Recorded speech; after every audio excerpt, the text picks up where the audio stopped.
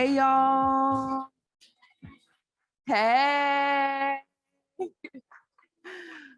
Good afternoon, everyone. Yes, I love a good response. Welcome in from lunch. We have a nice closing afternoon for you all, so I hope you come in, get seated. We're ready to go. For those of you who don't know me, my name is Amika Riali. I am the membership director at Law for Black Lives. I will be closing us out this afternoon. So just to give you a little heads up for what we have in store for you, we're gonna have a musical offering in just a minute here, which I think is gonna be amazing based on the tech check. Then we're gonna have RAD Talks. You'll hear from 4 incredible people. We hope they'll be inspirational to you. And then we will close out with thank yous. And I think we have a freedom song for you to close out the day. So without further ado, we're gonna hear some musical selections from J. Marie is Holy. They are a creative director, artist, multi-instrumentalist based here in St. Louis. So I'll turn it over to you. What's going on, y'all? As I mentioned a moment ago, welcome in and sending love to your nervous systems because conferences are a lot, right? So this is gonna be a little bit of sing-along energy. If you have that in you, pull up. If it soothes you to do that, please do. First song you might recognize, it's called Neighbor. And the lyrics are as follows, just so you can have it fresh if you would like to join in, right? I can hear my neighbor crying, saying I can't breathe. Now I'm in the struggle, saying I can't leave. Calling out the violence of the racist police. And we ain't gonna stop till our people are free, right? So I'll even leave some space for you to hum, just to let your body come on down from whatever you going on, right? So shout out to just the conference folks, and thank you for having me on. One last thing I will say, when I leave conferences, I'd be overwhelmed, right? And I go home and play by myself in my house like this. Normally I got a big band, I got a whole thing going on, right? But given the context, I thought it would be beautiful to let y'all into what I do at home to bring myself back down after a weekend of a lot. So that's where I'm coming from here, and hope it blesses.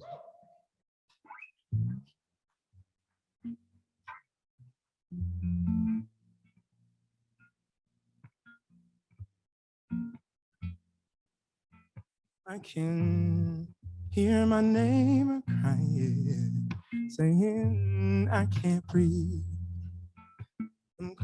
Now I'm in the struggle, saying I can't leave. Yeah, I'm calling out violence of the racist police. Yeah, we ain't gonna stop. Our people are free. One more time. I can hear my neighbor crying, saying I can't breathe. And now I'm in the struggle, saying I can't leave. Yeah, yeah. Calling out the violence of the racist police. We ain't gonna stop until our people are free. Just gotta let you hum here.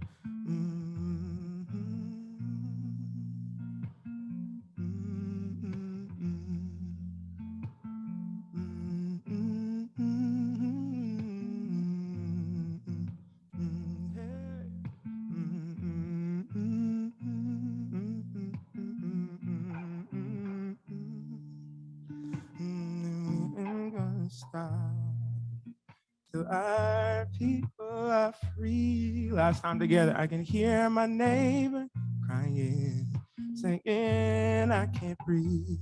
Y'all sound so good. And now I'm in the struggle, saying I can't leave. I'm gonna come off the mic for the last part. We're calling.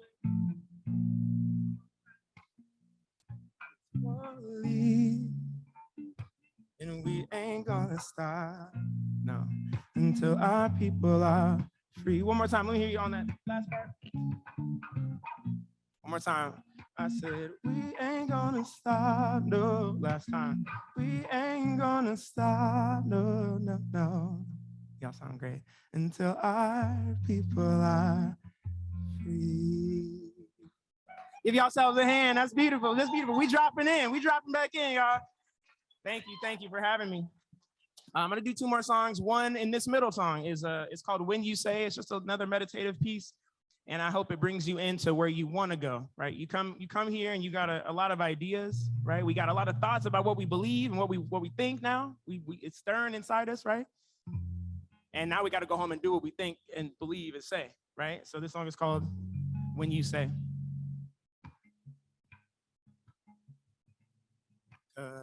When you say you're down, I want to know you'll be around. And when you say you're down, how can I believe you? And when you say I care, wanna know that you'll be there. When you say, check the verse. You say, you got my back. You say, you got my front. You say, you got my side. But then you run and hide. I wanna know that you'll be there. When the going gets tough, I wanna know. I got to know. I said, I really need to know when you say you're down. I wanna know you'll be around. When you say you're down, how can I believe you? When you say I care, wanna know that you'll be there. When you say.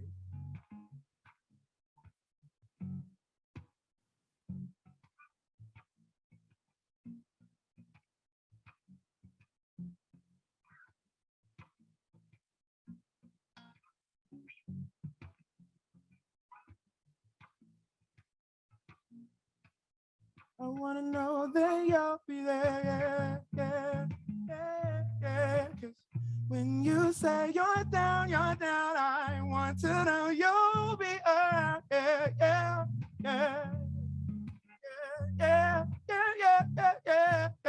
Long before you're through, I swear that I will get to you, yeah. Said long before, so long before.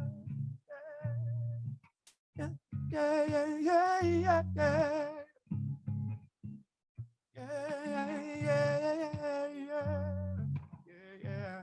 I said long before, oh, so long before.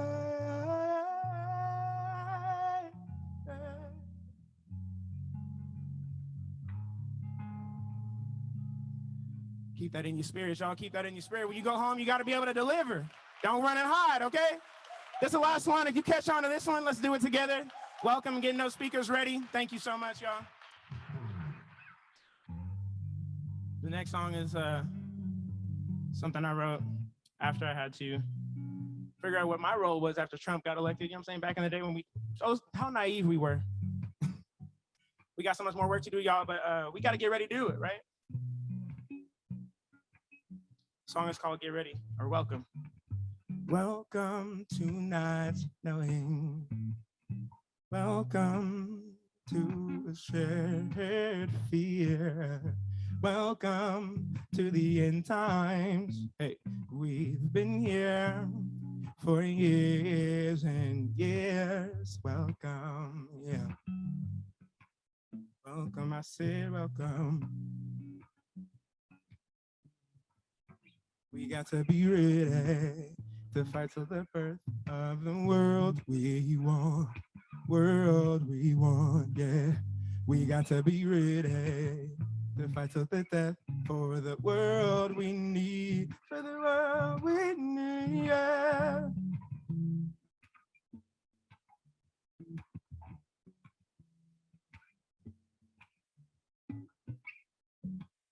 For the world we need, yeah.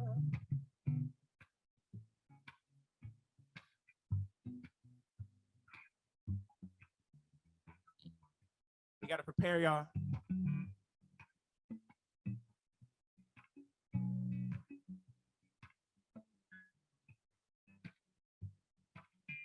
Second verse goes like this.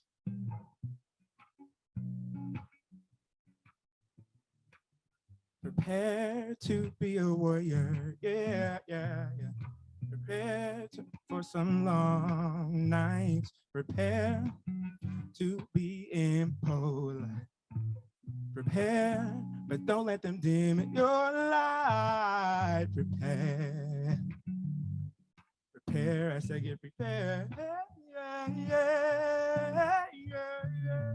We got to be ready to fight till the birth of the world we want. Oh, we want, yeah. We got to be ready to fight till the death for the world we need, for the world we need, yeah. For the world we need, yeah, yeah, yeah, yeah, yeah, yeah, yeah, yeah. For the world we need, for the world that we need. I'm gonna send y'all off with that. Soak up what's coming next. I appreciate y'all so much. Love is No Fool coming out in a few weeks. Many other talented musicians than me on that project. Thank y'all so much.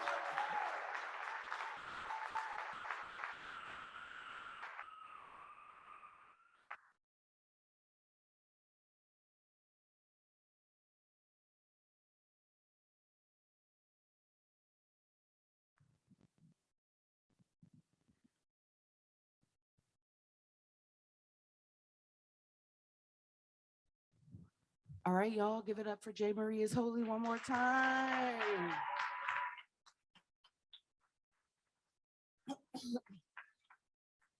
Okay, so next up we have RAD Talks. And RAD Talks, we piloted these at our 2015 conference. How many of y'all were at the 2015 conference? Some of y'all, a few of y'all, okay. So these are really short 5-minute talks. They're speeches given by powerful folks doing really important work. We think that these speeches are inspirational and should inspire you to act and to show up for your people. So I'm gonna get started with our first speaker, who is Nana Gyamfi. Yes, give it up.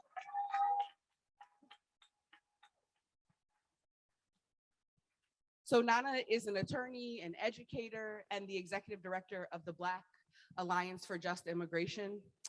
And Nana has definitely inspired me ever since I met her. I really think all the time about how not only as humans we live inside of borders, but our work also exists sometimes inside of borders and silos. And the work that they're doing at Baji, led by Nana and her incredible staff, is really helping us to expand our horizons and our understanding and consciousness around the need for people across the diaspora to be united in struggle. And so I'm gonna turn it over to Nana.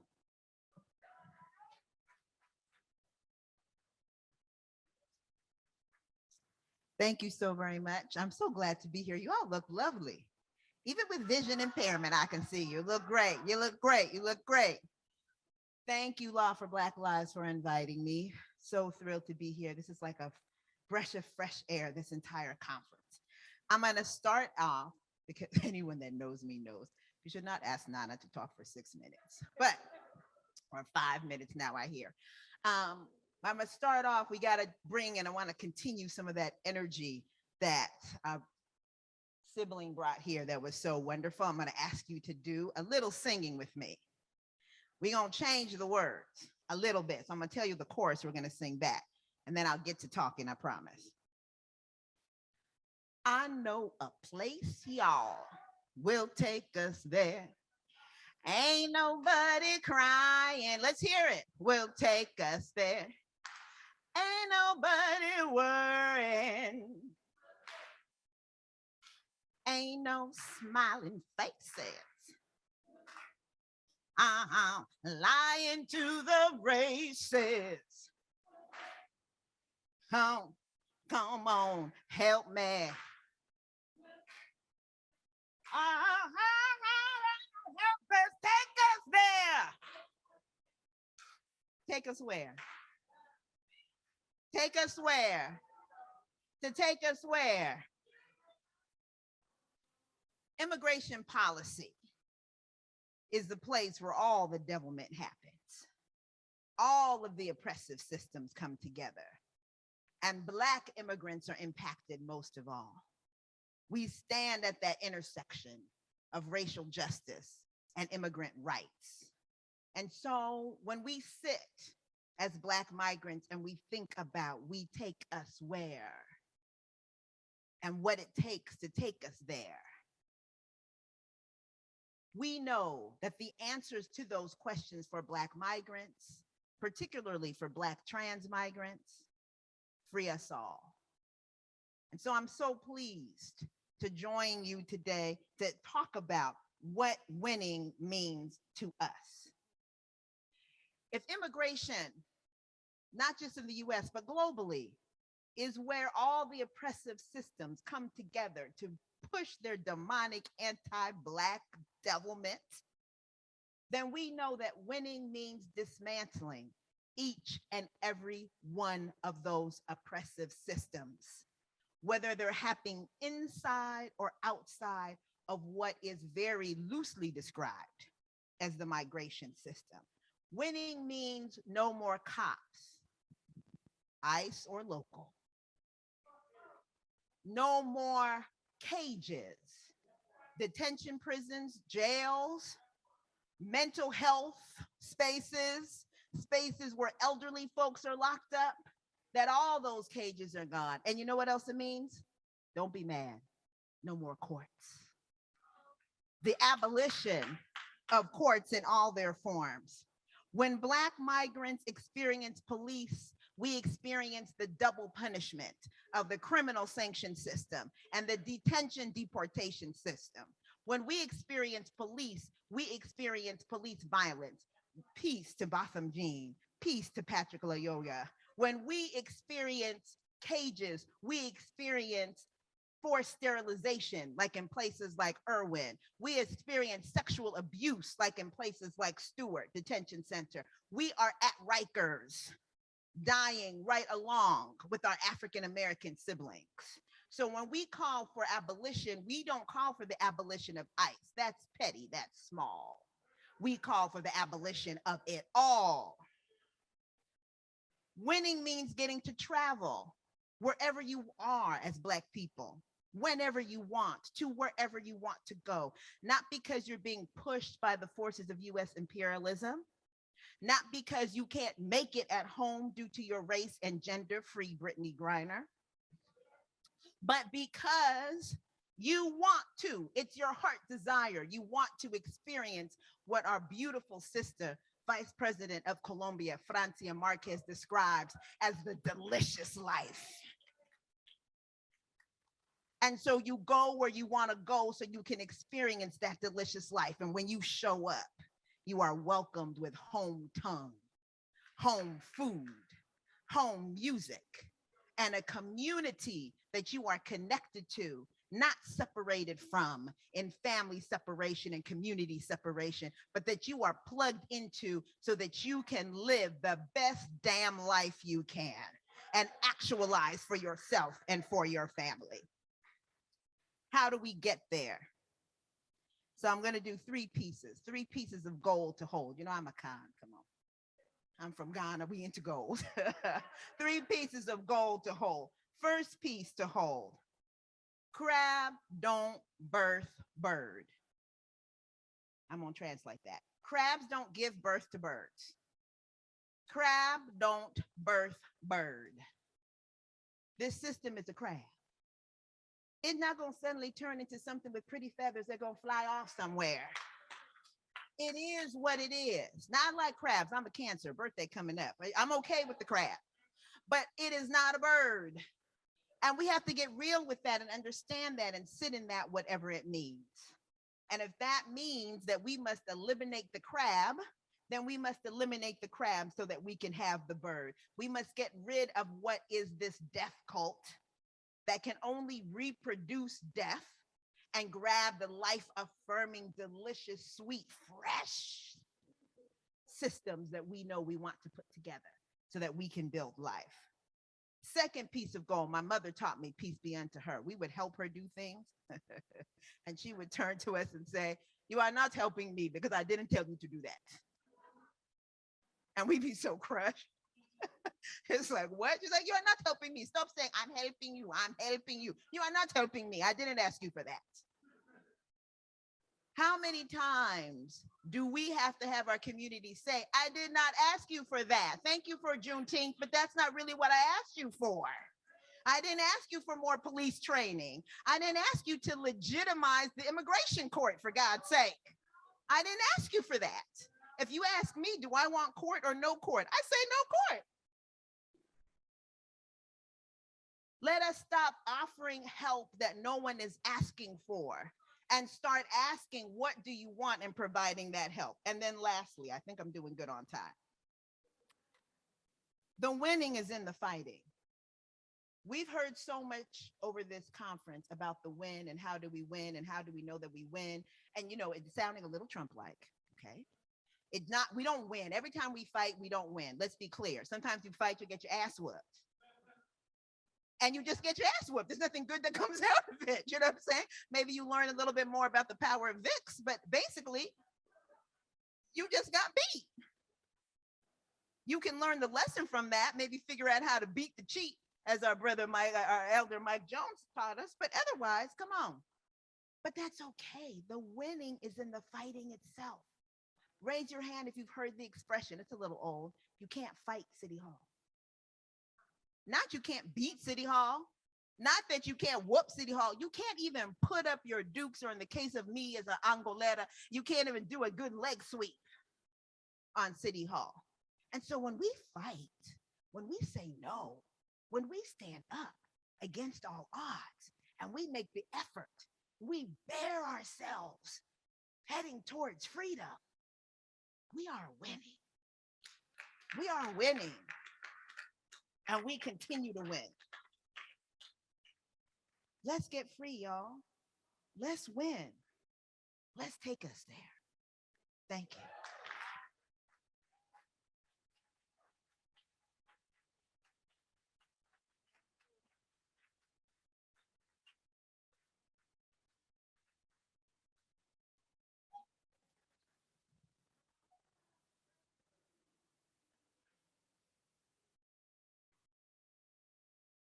See what I mean when I say she inspires me?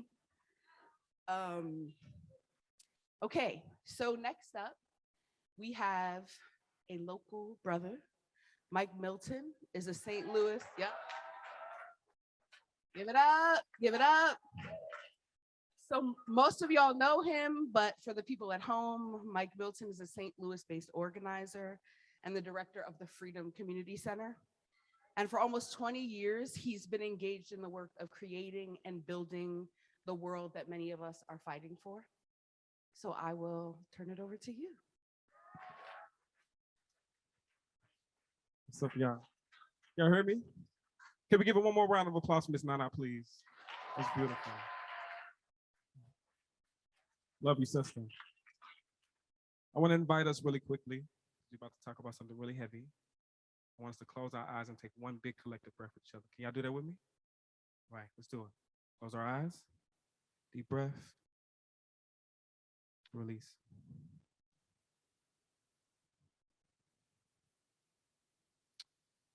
On August 20th, 2021, I walked into the room of a woman who just found her daughter and her granddaughter tied to a bedroom post, shot and killed. When she opened up the door to greet me, she had a really peculiar look on her face. She smiled at me, but her eyes were lifeless.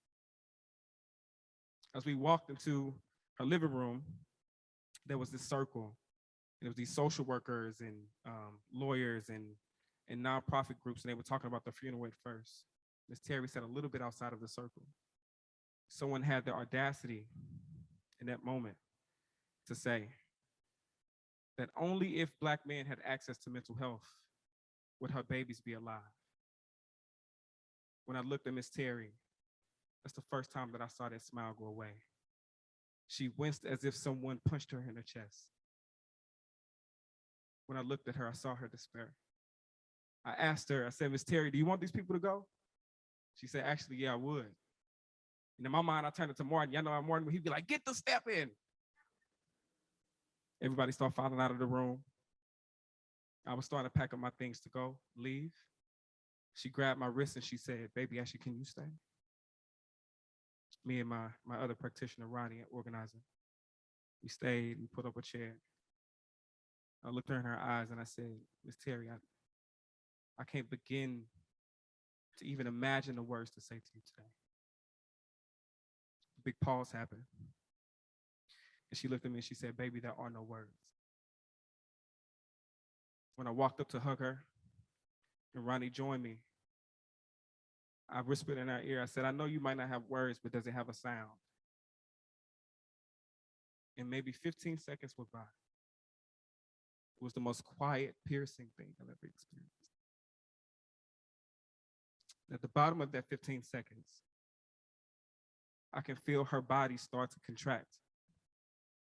It was almost like I was seeing from her legs all the way to her stomach, through her chest and out of her mouth, a screech and a scream that was so powerful.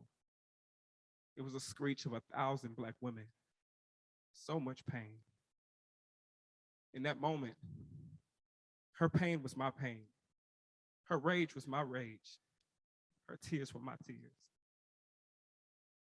That was the moment when I knew that abolition was real. After years of doing bailouts and being a part of campaigns to close jails and the workshops, the studies, the articles, all of the things around abolition that I was living. It was that moment when abolition became something to be lived. It was something to be adored. It was about connection. I got 3 things to offer today and I'm gonna be out your hair. The first thing that I offer is that transformation, newness, abolition requires a small death. Many small deaths. If we have any hope of achieving something as great as the liberation of Black people, we must have this connection, which means that we must die to our self-pity, die to self-righteousness, die to shame and blame. We must die to our own egos and our pride. We must birth something that's much more powerful than that. The second thing that I offer is that the moment that we allow abolition to live in our brains and not travel down to our hearts and down to our bellies, we hurt the movement. And we also hurt the people who live on the front lines of this political violence.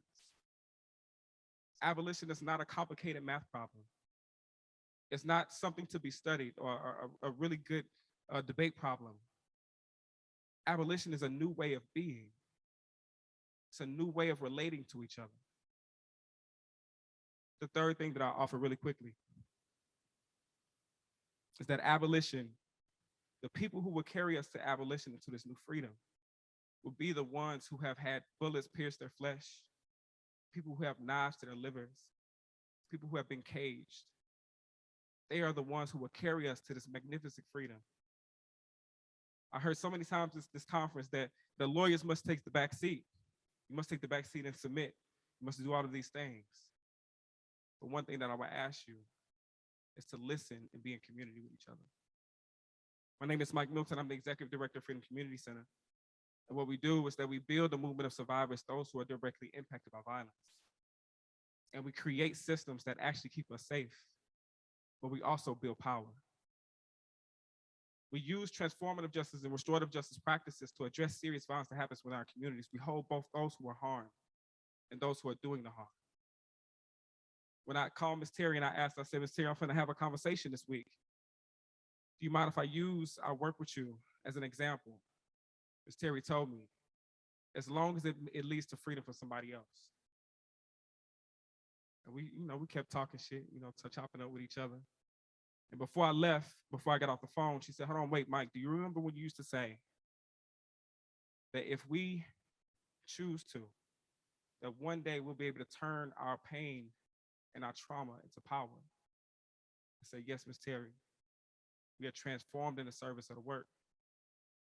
She said, yeah, baby, I think I'm ready. I said, ready for what?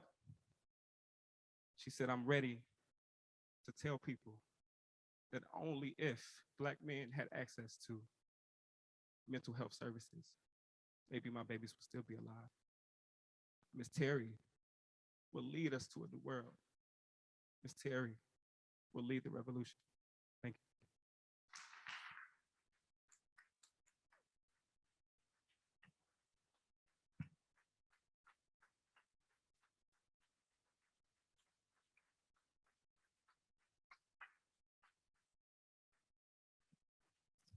Thank you for that, Mike. Okay, our next speaker, this is a real treat, is Ashley Henderson.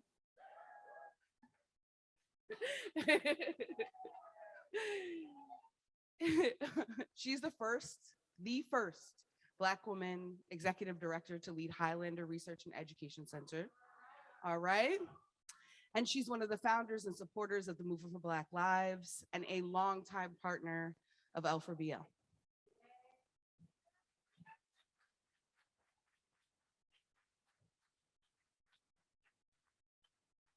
What up, what up, what up? How y'all feeling? All right. I mean, you should be inspired, a little pissed off after what my comrades have already said. I'm gonna start by bringing an ancestor of mine into the room. A real dear comrade, someone who literally put his body on the line in defense of my home place. His name was Larry Gibson. Anybody ever heard of Larry Gibson, the keeper of the mountains? Yeah. Larry used to say this thing all the time, and I don't know that I appreciated it as much when I was younger. He used to say, is there anything in your sphere of life, the circle of life that you're in, that is so precious that you can't put a price on it? I'm going to ask you again. I want you to really think about it. Is there anything in your sphere or circle of life that is so precious that you can't put a price on it? Did you see what it was in your head? Huh? Yeah.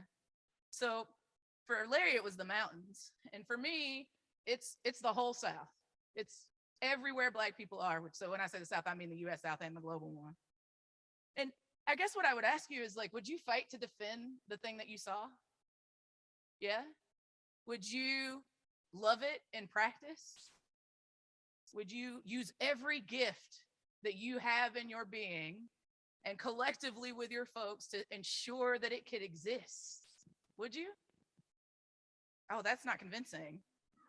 Okay.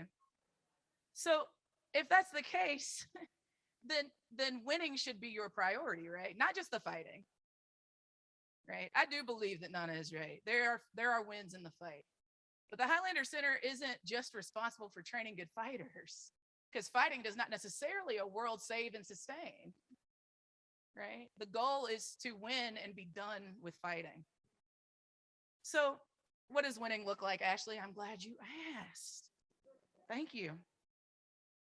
Once I worked at Project South, the Institute for the Elimination of Poverty and Genocide. Y'all might have heard of them in Atlanta. And I was facilitating a people's movement assembly with some young Black folks that interact with law enforcement 7 times a day. And I asked them what their utopian visions were. And what I've come to find out, and some of y'all have heard this a million times, that getting people to talk about their utopian visions is the hardest work I've ever done.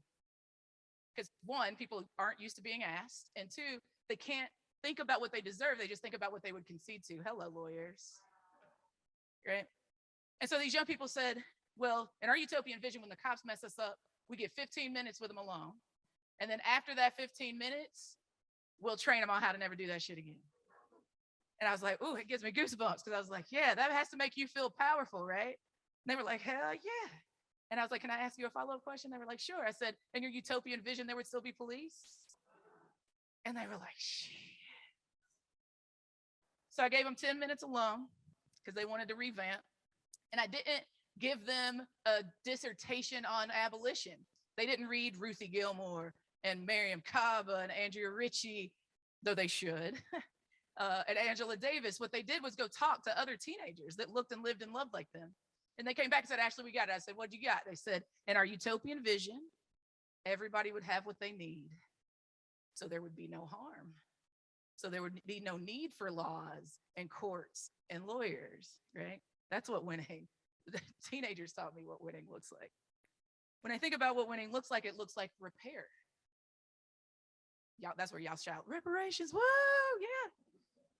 Because that's what reparation is. I don't know a win where where we're not honest first about what happened. We cease it, right? And we restore to where we were before the harm started in the first freaking place, right? It looks like the very simple practice, what should be the very simple practice of being humans, the best of humans, with the best of other humans, right? It's like, don't be an asshole. Simple. And it looks like not making the practice of being good humans together rocket science when it's actually finger painting, right? It looks like not just winning cases, it looks like winning power, right? So some of the friends, when I was thinking about the RAD Talk, told me that I should tell you all a story that Highlander is curating right now. I was invited by folks like Norma Wong and Helen Kim to think about a future story beyond the apocalypse. How many of y'all feel like it's the last days, right? Because it is. Something is dying. And so I was struggling, you know, and we were trying to do it collectively, and people were saying stuff like, you know, in my future story, we're like walking to the river. And I was like, that sounds good. And then somebody else would be like, and, you know, we don't have to wear clothes because liberation. And I was like, I like clothes, you know. But Norma had taught me that, you know, the art of war, that the secret to the art of war is that actually it's about how never to fight. And that one of the values in it is all under heaven intact. And I was like, man, that's where we fail, right? We're not actually thinking about what the world would look like if everybody, not just what I found precious, had what they needed so that there was no harm. And I started thinking about what the role of Highlander in the South was. And so this is our future story. This is what winning will feel like to me. What it will feel like is that 10 years from now, it's our 90th anniversary this year, by the hundredth, thousands of people from all over the world descend on Highlander's 200-acre farm in the foothills of the Smokies. And the majority of them are from the South and Appalachia. And we're kicking it, doing the workshops, sharing the knowledge, doing all the cultural things. And our kids are sitting around us at the campfire laughing at us. It's like looking bad at us, cracking up, because they can't imagine that there was a time 10 years ago where we centered our tactics and our strategic interventions around a story that we inherited from colonizers that centered our differences, because they've only lived in a world where the story that we are responding to, that we are weaving together, is one about our interdependence, and that the South has learned how to share again. And what I know for a fact is that as goes the South, so goes the nation. So what winning looks to me is like we figure out how to share. Thank y'all.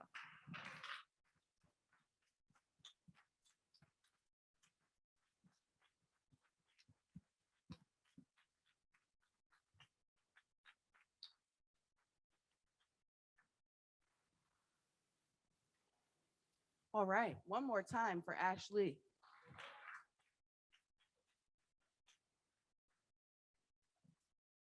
Okay, and up last, to bring it home, no pressure, is Nikkita Oliver.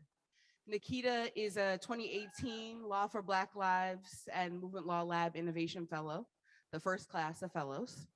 They're also an organizer, an artist, an attorney, and the executive director of Creative Justice, which is based in Seattle, Washington, where they create experiences that invite us to imagine what we hope to see in the future. Nikkita.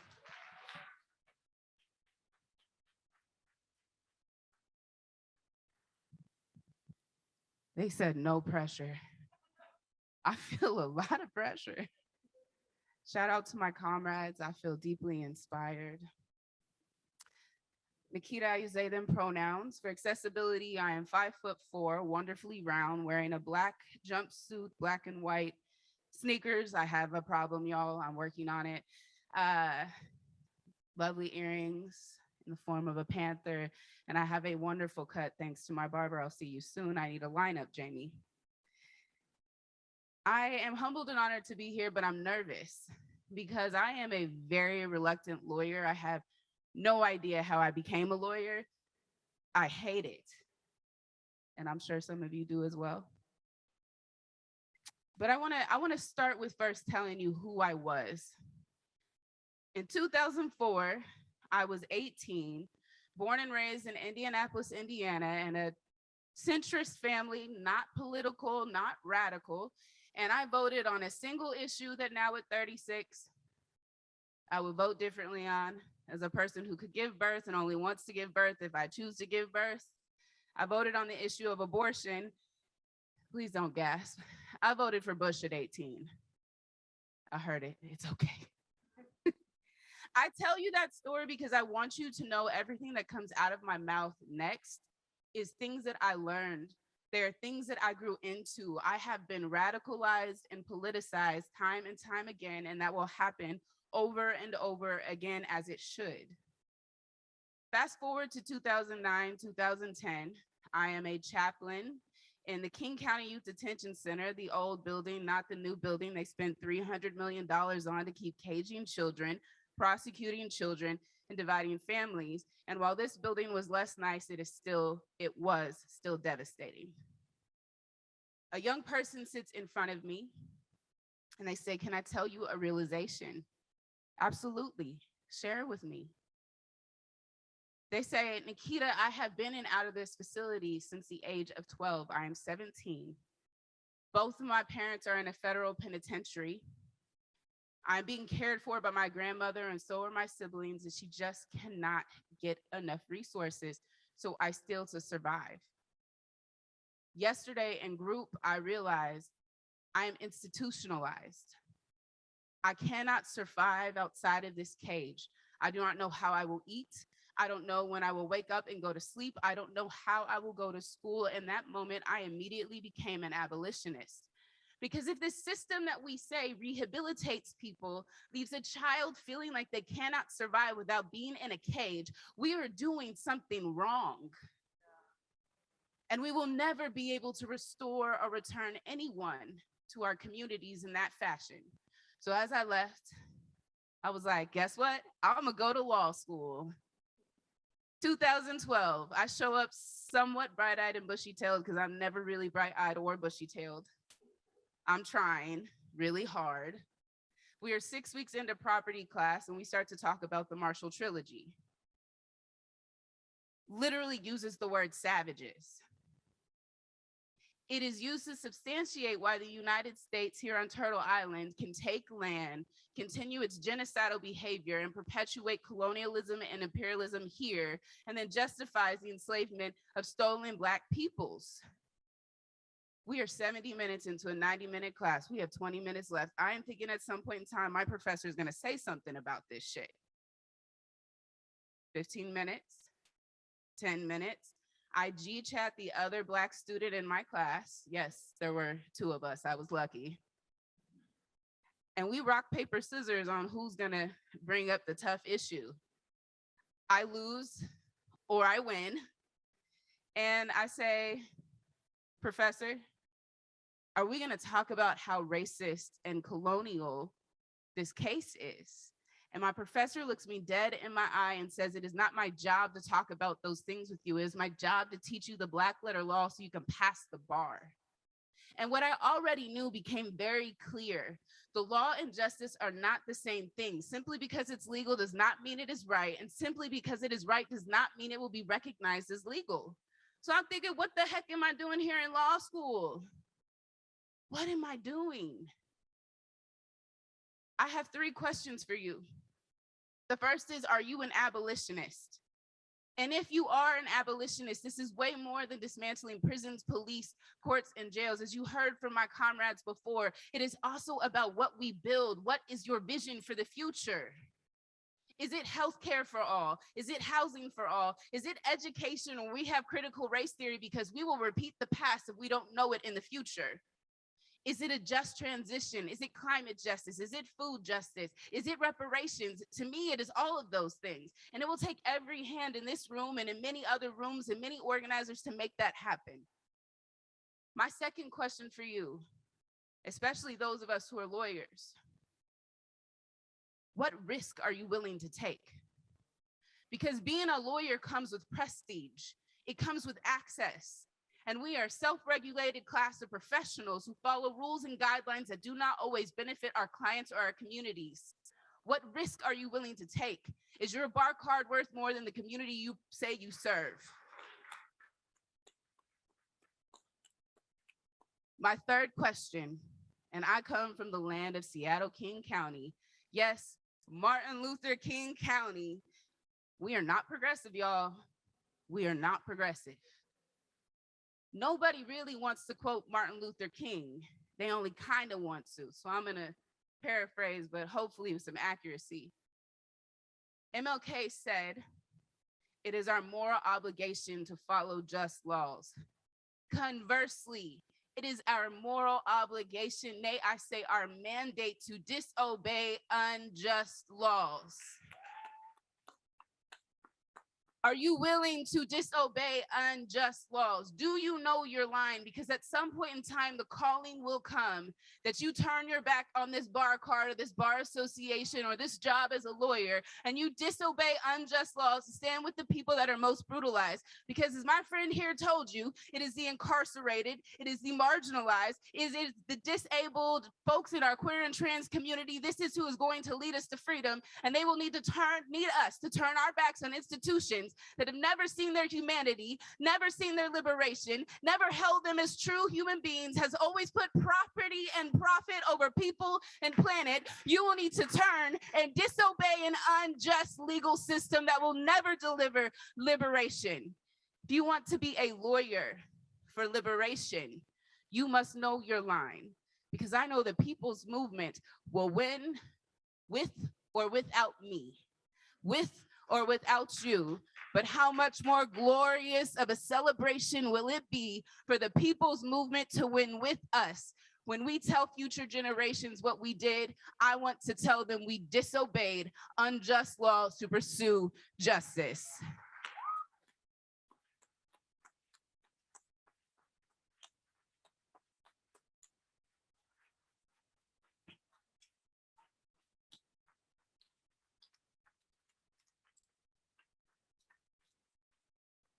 Just a little pressure, right? All right, give it up for our RAD Talk speakers, y'all.